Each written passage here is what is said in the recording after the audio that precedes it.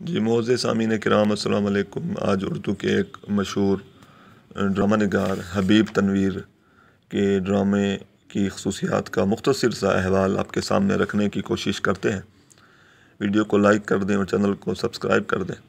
دوستو، حبیب تنویر جو کہ نظریاتی اور فکری اعتبار سے ساری عمر ترقی پسند تحریک سے وابستہ رہے، سیاسی سماجی حالات کی عکاسی بڑی خوبصورتی سے اپنے ڈراموں میں کرتے ہیں۔ وہ عوام سے مخاطب ہوتے ہیں، ان کے سامعین جو ہیں وہ عوام ہیں۔ ان کے ڈرامے محض تفریح طبع کے لیے وجود میں نہیں آئے، بلکہ وہ بھرپور عوامی معنویت اور اہمیت کے حامل ڈرامے تخلیق کرتے ہیں۔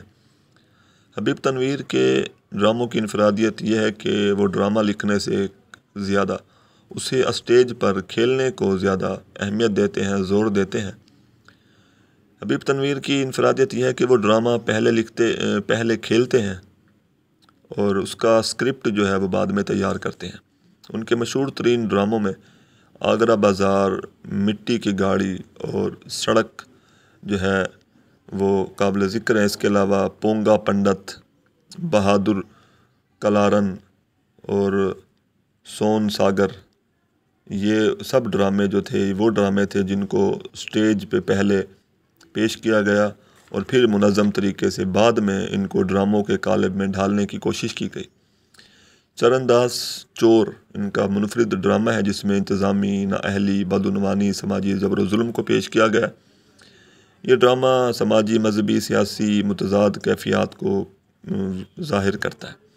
حبیب تنویر نے علامتی، حزنیہ، تربیہ، فلسفیانہ، تاریخی، ادبی ہر قسم کے ڈرامے تخلیق کیے، اور مٹی کی گاڑی ان کا ایک بڑا ہی دلچسپ ڈرامہ ہے جس میں وہ عوامی زندگی کو پیش کرتے ہیں۔ اس ڈرامے کے کرداروں میں تمام کردار جو ہیں وہ منفی کردار ہیں، جس میں جواری، شرابی، چور اور بدماش جیسے کردار ہیں۔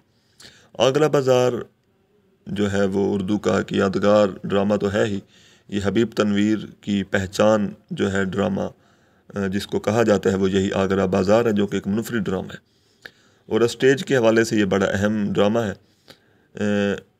اس ڈرامے کا جو اہم ترین کردار ہے وہ عوامی شاعر نذیر اکبر آبادی ہے، جس کو اس ڈرامے میں پیش کیا گیا ہے، اور ڈرامے کے ذریعے سے انہوں نے معاشی اور اقتصادی جو ہے اور ابتری کو پیش کیا ہے۔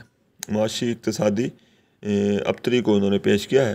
ڈرامے کا پلاٹ نذیر کی زندگی کے حالات و واقعات اور ان کے اشعار پہ ترتیب دیا گیا ہے، اور ڈرامے میں موسیقی، نظم اور شہر آشوب کا استعمال کیا گیا ہے، اور ڈرامے کے آغاز میں شہر آشوب ہے اور اس کے اختتام پہ ان کی نظم آدمی نامہ پیش کی گئی ہے۔ ایک خاص طبقے کی عکاسی کے لیے انہوں نے مناسب ترین کردار جو ہے وہ نذیر اکبر آبادی کا پیش کیا ہے۔ اس ڈرامے میں ایپک تھیٹر کی جو تکنیک استعمال ہوتی ہے وہ انہوں نے استعمال کی ہے، اور یوں انہوں نے ناظرین اور کرداروں کے مابین جو ایک فاصلہ ہے اس کو کم کرنے کی کوشش کی ہے۔ ڈرامے کے مکالموں میں بھی انہوں نے جو ہے وہ گیتوں کا، دھنوں کا اور قبائلی بولیوں کا استعمال کیا ہے، اور ان کے ڈراموں کی خاص بات یہ ہے کہ ان کے ہاں ہمیں جو ہے وہ موضوعات کا تنوع نظر آتا ہے، اور ان کے ڈراموں کی ایک خاص سماجی اہمیت اور معنویت ہوتی ہے۔ شکریہ۔